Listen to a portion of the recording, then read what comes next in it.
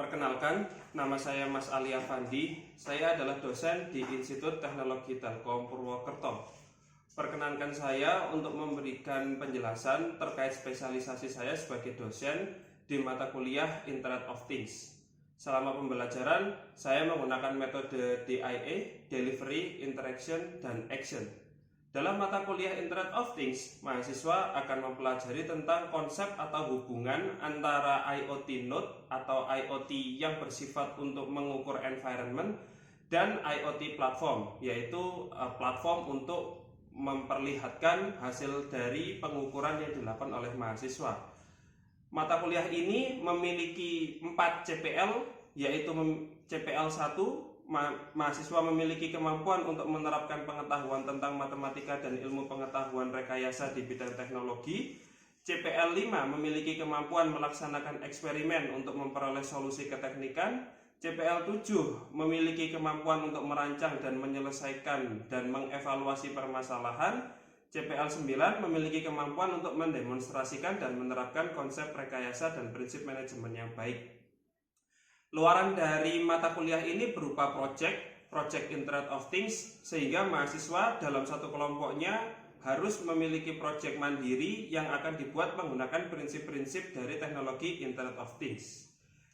Demikian mata kuliah yang saya ampu. Berikut adalah cuplikan dari pengajaran yang saya lakukan.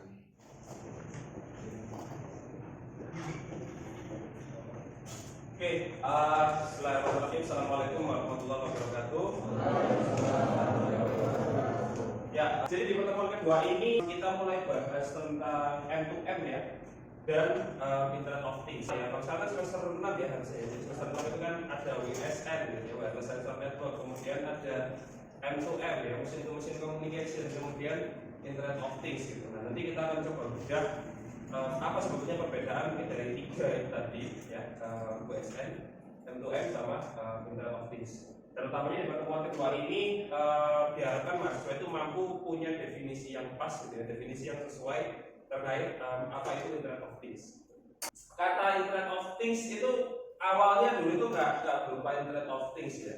Jadi di tahun 1980 Carnegie Mellon University itu menemukan ARPANET. Jadi dulu konsepnya itu bagaimana caranya agar suatu mesin atau suatu peralatan itu dapat berkomunikasi dengan peralatan yang lain. Baru sesederhana itu, tukar informasi data, gitu ya. Enggak yang terus kemudian, oh ini harusnya wireless gitu, oh ini jaringan seberapa dan lain sebagainya. Enggak. Jadi di tahun 1980 itu baru tukar-menukar data, konsepnya begitu ya. Jadi IoT itu kan dimulai dari bagaimana mesin itu mampu berkomunikasi dengan mesin yang lain. Nah, di 1980 konsep informasi pertukaran komunikasi antar mesin itu mulai diperkenalkan ya dengan adanya ARPANET.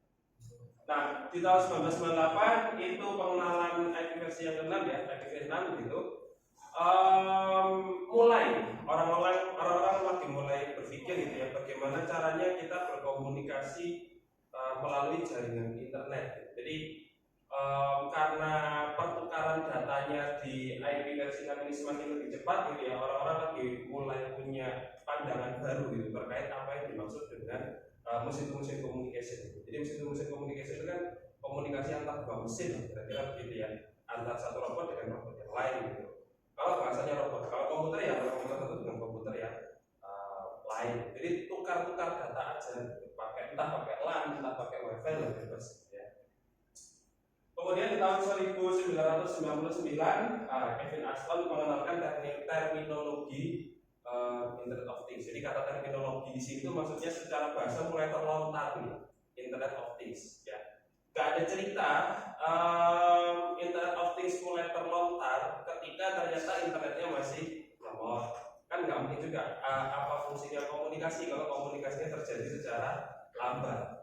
Ya, jadi mulai keluar kata Internet of Things itu 1999. Sekarang sudah 2023. Jadi kalau kita katakan baru, enggak juga ya, udah sekitar 20 tahun lalu tuh mulai keluar Internet of Things. Tapi toh nyatanya di tahun 2023 ternyata belum banyak produk-produk yang berbasiskan Internet of Things.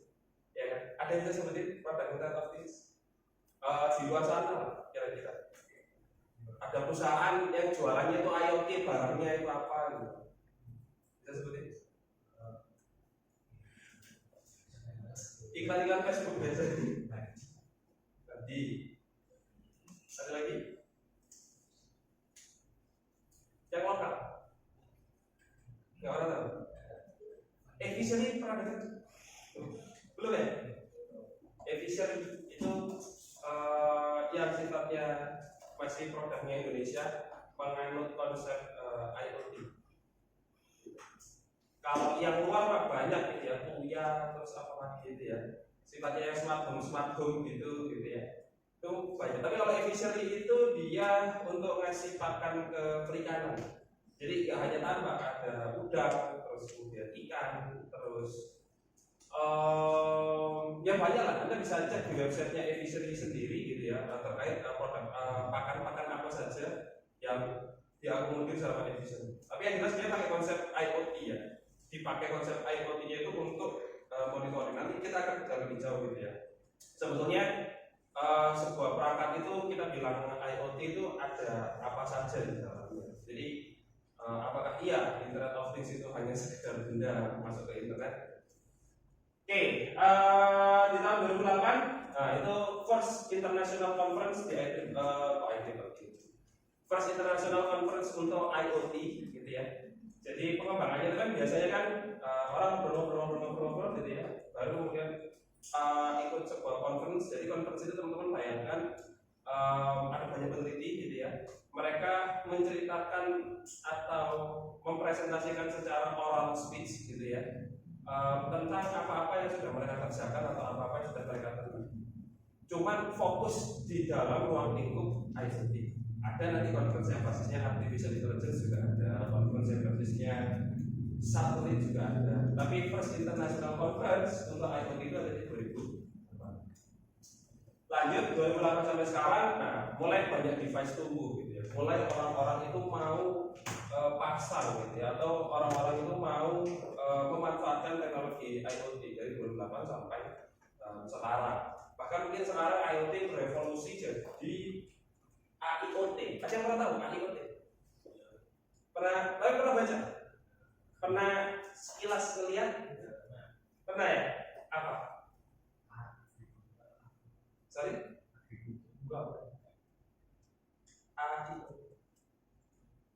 Artificial Intelligence of Things. Ya, Artificial Intelligence of Things. Kalau IoT dikombinasikan ke medical jadi IoMT, ya, Internet of Medical Things.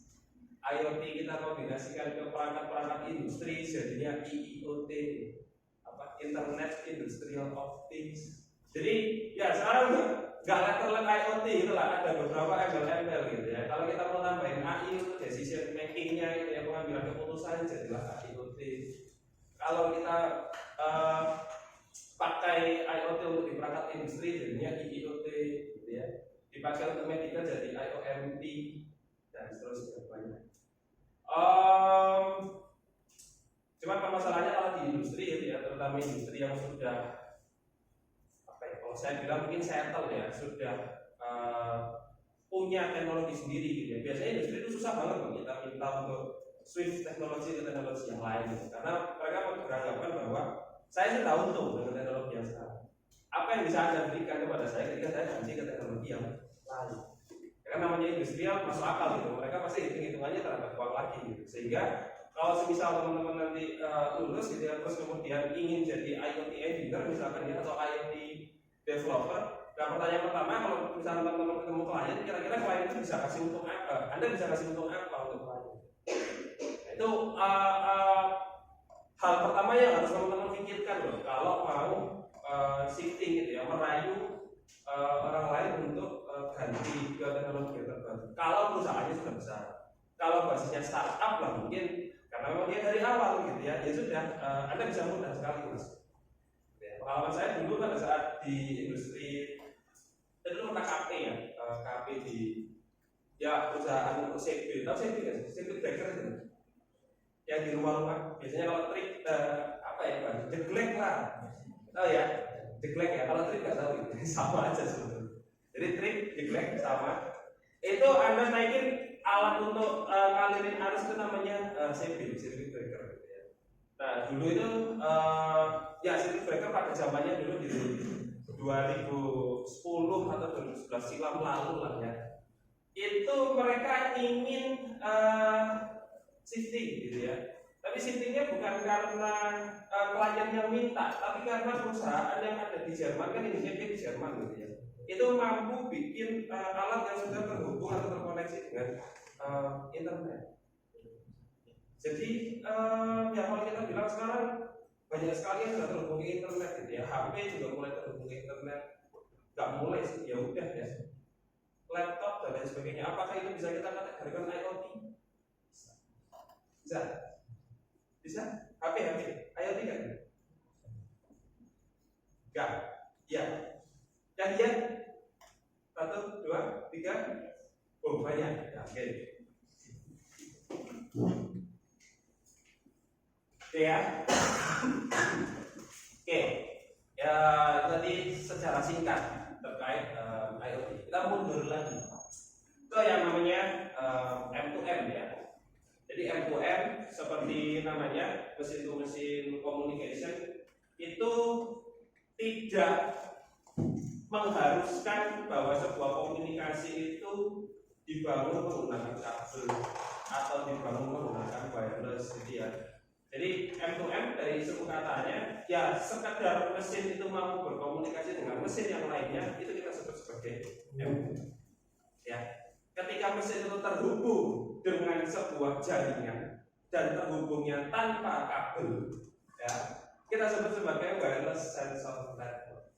Jaringan sensor nirkabel tanpa kabel. Ya, sudah pasti dia bisa berkomunikasi dong kalau WSN gitu ya. Tapi kalau M2M itu secara global lah, kita sebut seperti itu saja. Yang jelas ketika mesin bisa komunikasi sama mesin yang lainnya ya udah itu M2M gitu ya. Mau dia pakai kabel kayak, mau dia nggak pakai kabel kayak, mau dia pakai jaringan internet, mau dia pakai jaringan radio, M2M gitu ya. Tapi kalau sudah kita ngomong wireless sensor network ya, itu adalah sekumpulan mesin ya atau sensor gitu ya yang terhubung secara wireless gitu, tanpa kabel. Jadi sudah pasti pakai jaringannya, mungkin bisa dipakai jaringan radio gitu ya, jaringan internet dan seterusnya. Oke. Nah di sini ada beberapa komunikasi ya. Jadi kayak kabel RS232, kabel Modbus, kabel LAN, itu yang sifatnya pakai kabel ya. Kalau Bluetooth, radio frekuensi dan Wi-Fi itu yang nirkabel tanpa kabel. Bisa dia komunikasi pakai Wi-Fi. Jadi Wi-Fi itu nggak hanya kita pakai untuk apa namanya connect ke internet. Ada yang suka Dota sih. Pernah main LAN gitu sama teman-teman ngumpul bareng itu connect ke satu Wi-Fi terus semuanya itu jadi LAN gitu. Ya kan? Nggak pakai internet aja.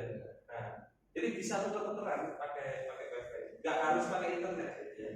Wi-Fi itu mungkin kebanyakan orang kenalnya itu untuk nyambung internet ya juga, itu untuk tukar data juga bisa.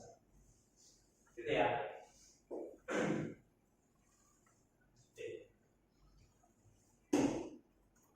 Oke, nah kita mulai ke bagian, kita mulai masuk ke definisi dari IoT itu sendiri. Tahun 2010 ya, ini M2M dulu ya. ETSI, ya. M2M adalah komunikasi antar perangkat yang terjadi tanpa campur tangan manusia. Jadi perangkat berkomunikasi tanpa campur tangan manusia. 2014, John Bonner gitu ya, mendefinisikan bahwa M2M adalah solusi yang memungkinkan komunikasi antar perangkat dari jenis yang sama dan aplikasi tertentu, yang semuanya melalui jaringan komunikasi yang terhubung baik melalui kabel atau kabel. Anda nggak harus tahu definisinya, jadi tidak apa-apa. Yang perlu teman-teman tahu adalah namanya M2M, intinya mesin bisa komunikasi dengan mesin. Selesai. Ya ini definisi dari beberapa pakar, beberapa buku gitu ya. Anda nggak harus hafal, yang penting Anda tahu maksud dan maknanya, itu bagi saya sudah cukup. Ya.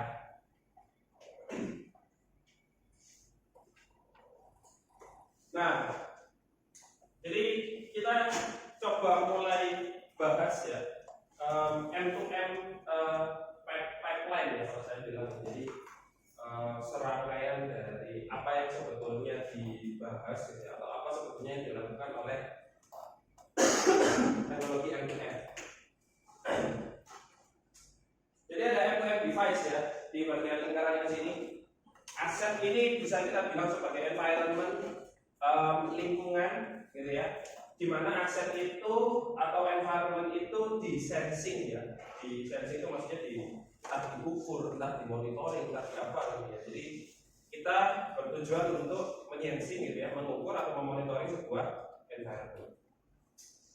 Nah, siapa yang bagian melakukan sensing? Yaitu M2M device ya. Jadi kita bisa bilang bahwa M2M device adalah perangkat M2M yang memberikan kemampuan penginderaan dan aktuasi. Jadi penginderaan itu maksudnya merasakan ya. Misalnya kalau kita mau bilang suhu ya berarti penginderaan itu berarti untuk mengukur suhu. Gitu ya. Kalau aktuasi itu untuk merespon, kira-kira gitu.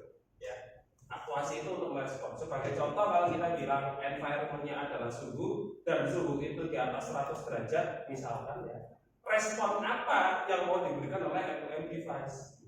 Apakah responnya itu mematikan alat pemanas ya? Ataukah mungkin responnya itu airnya mulai mancur dan seterusnya. Jadi aktuasi itu kayak semacam kemampuan untuk merespon gitu ya. Kalau penginderaan itu kemampuan untuk merasakan, makanya dibilang sensing dan actuation di sini ya.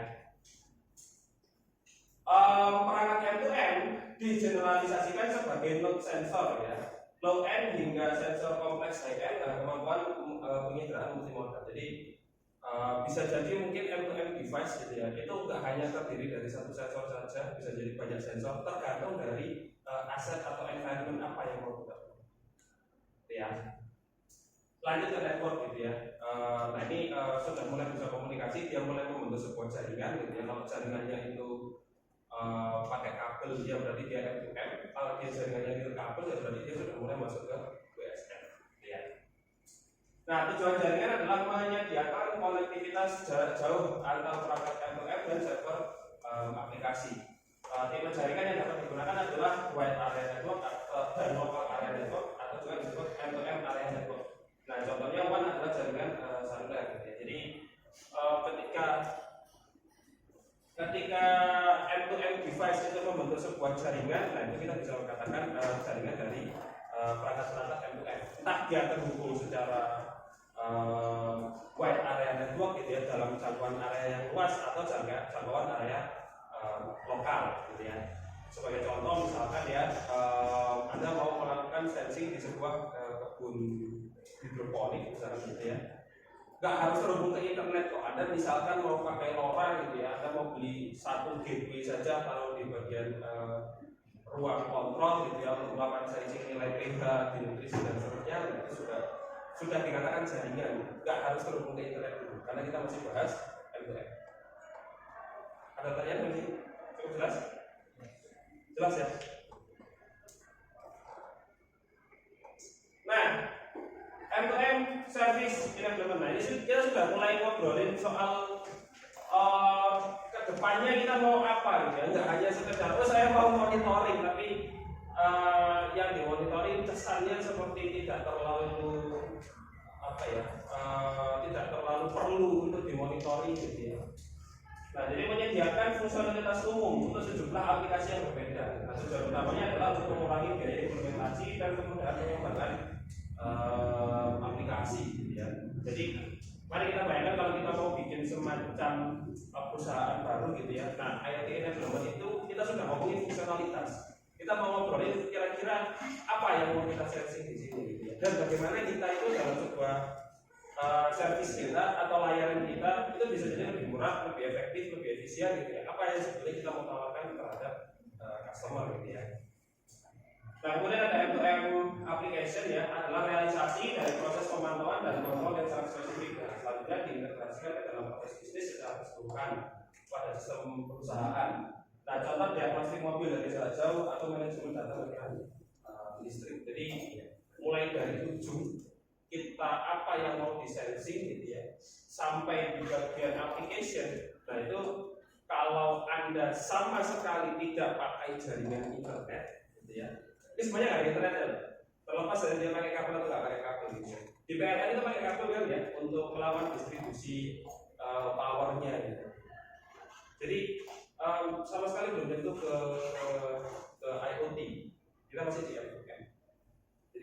agar kita bisa berkomunikasi, mau itu yang dari pakai teknologi yang rendah sampai yang teknologi tinggi, gitu ya, itu masih tetap bisa. Aplikasi, misalkan kita mau ngirim data via aplikasi, gitu ya, aplikasi itu nggak terhubung ke internet, apakah bisa? Bisa.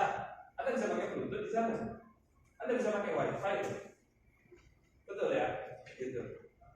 Nggak harus pakai internet juga, gitu ya. Selama itu belum terhubung ke internet, kita belum bisa bilang bahwa sebuah perangkat tersebut atau sebuah layanan itu disebut sebuah layanan itu.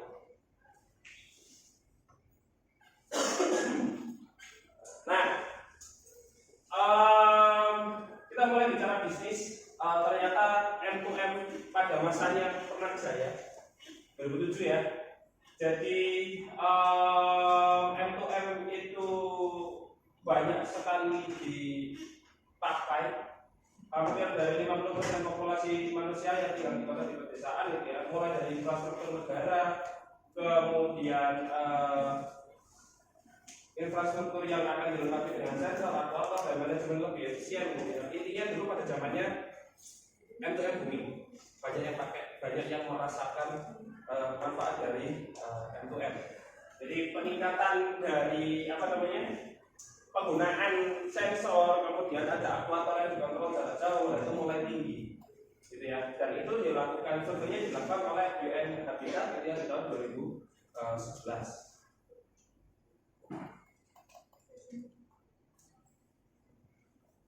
Nah, meningkatnya minat pada solusi M2M dan IoT, gitu ya, ada yang sudah mulai pakai internet juga di situ. Itu didorong oleh potensi pasar yang besar dan peluang pertumbuhan, lingkungan global pasar sensor dan pemantauan. Nah, proyeksi pasar pada segmen ini bernilai 11,1 miliar pada tahun 2010 dan diharapkan mencapai 15,3 miliar pada tahun 2016.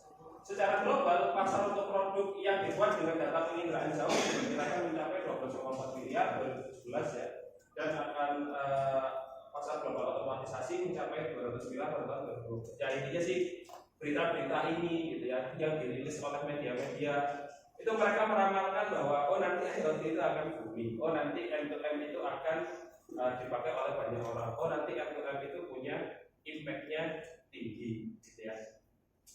Sekarang tahun 2023, ada yang rumahnya pakai smart home atau kosannya smart home gitu? Enggak ya?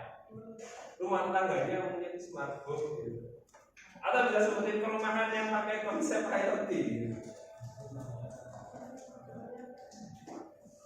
Ya. Nah, itu sebenarnya peluang, gitu ya. Kalau kita baca, gitu ya, beberapa media itu sudah mulai rilis tahun 2017 gitu. Tapi di Indonesia sendiri 2023, bahkan kita susah loh nyebutin sebuah merek atau brand yang dipakai oleh orang banyak. Khususnya kita ngomong IoT, gitu ya. Efisien itu dulu produk lokal ya. Jadi ya dulu ada lah pertama udang, gitu ya, minta dibikinkan sebuah alat, gitu ya, jadi itu dari kontrol jarak jauh lah kalau gitu. Kita mulai berkembang untuk petambak udang atau mungkin petambak ikan. Tapi balik lagi, kembali kepada asas ekonomi ya. Bagaimana dengan modal sekecil-kecilnya kita bisa untung sebesar-besarnya? Sebetulnya apa yang ditawarkan oleh teknologi M2M dan teknologi IoT ini agar itu bisa dikonversikan, gitu ya, menjadi sebuah keuntungan perusahaan? Nah, itu perlu benar-benar teman-teman pikirkan, gitu ya. Baik itu nanti mau jadi IoT developer atau IoT engineer, atau mungkin teman-teman mau bikin startup, gitu. Kira-kira peningkatan nilai apa yang saya tawarkan dengan produk saya? Sehingga teknologi baru itu nggak hanya nice to have. Tahu istilah nice to have nggak? Nggak tahu. Ya, nice to have itu ya keren-keren aja nggak punya, gitu loh. Tapi nggak must have, gitu ya. Itu bukan menjadi teknologi yang harus ada. Ya. Jadi nice to have itu wah keren Anda pakai teknologi ini, gitu. Tapi nggak yang must have. Must have itu maknanya adalah ketika teknologi itu nggak ada, dicabut, gitu ya, diambil, itu udah nggak jadi produk. Kebayang ini ya. Nah, contoh ya untuk nice to have dan must have, gitu ya. Kita ngomong AI saja, misalkan gitu ya. Ya. AI di bagian teks, misalkan gitu ya. Di ChatGPT deh, gitu ya. Ketika AI-nya dicabut dari ChatGPT, apakah dia jadi produk? Dulu pernah nyoba Google Translate di tahun 2010 atau mungkin 2005 gitu. Anda bisa bedakan loh, ini Google Translate, ini manusia, betul ya, gitu. Nah, tapi ketika berkembangnya AI gitu ya, AI taruh di Google Translate, Anda udah susah bedakan ini translator manusia atau translator mesin. Nah, jadi sebuah teknologi itu akan jadi must have ketika kalau teknologi itu Anda cabut, dia udah nggak ada nilai, gitu ya. Tapi akan jadi nice to have ketika teknologi itu dicabut, ya dia tetap bisa pakai, gitu. Kebayang ya sama sini ya. Nah, kebanyakan sekarang IoT itu lebih di-hype-kan, digembar-gemborkan gitu ya. Tapi orang lupa konsepnya gitu, bahwa sebuah teknologi itu akan subur, akan banyak dipakai ketika mereka itu istilahnya dibutuhkan. Contoh sederhana saja. Saya cerita dikit ya. Pada saat ada mahasiswa skripsi, dia judulnya apa, kelas apa gitu ya untuk IoT. Pertanyaan saya sederhana sama kamu, Mas. Ketika produknya ini sudah jadi, Anda mau beli kan? Jadi bagi teman-teman yang mau skripsi IoT, yang mau ambil gitu ya, yang mau cari judul, sebelum itu tanyakan ke dosen, tanya saja pada diri Anda sendiri. Kira-kira kalau ini jadi, ya, saya mau beli kan? Kita nggak ngomongin harga ya,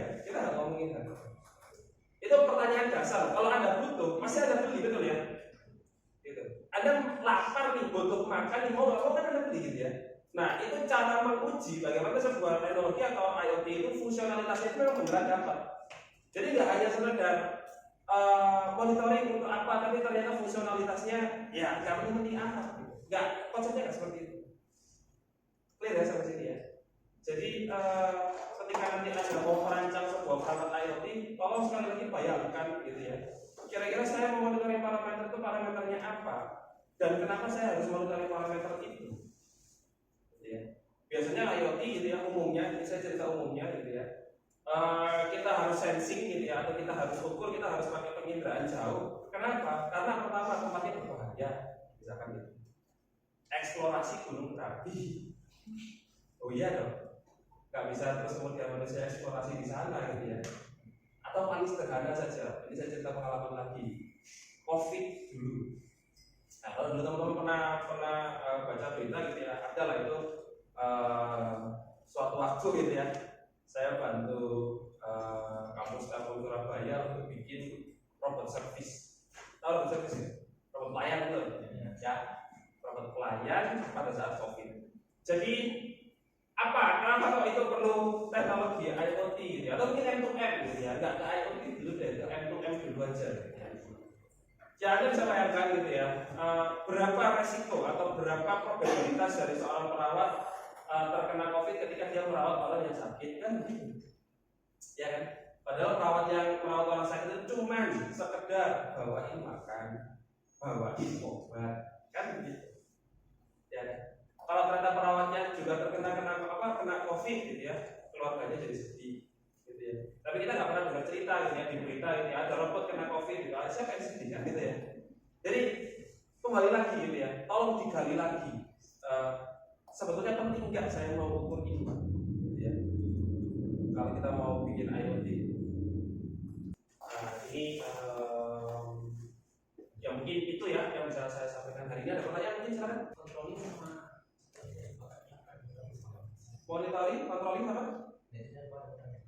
Oh, enggak, itu di event apa Anda pernah dengar itu? Bimbingan. Oh, ada apa saat bimbingan skripsi? Monitoring, controlling, satunya lagi? Kayak kalau nggak salah aku pakai memprediksi. Oh, memprediksi. Kalau aku ambil sebuah keputusan. Ya berarti decision making.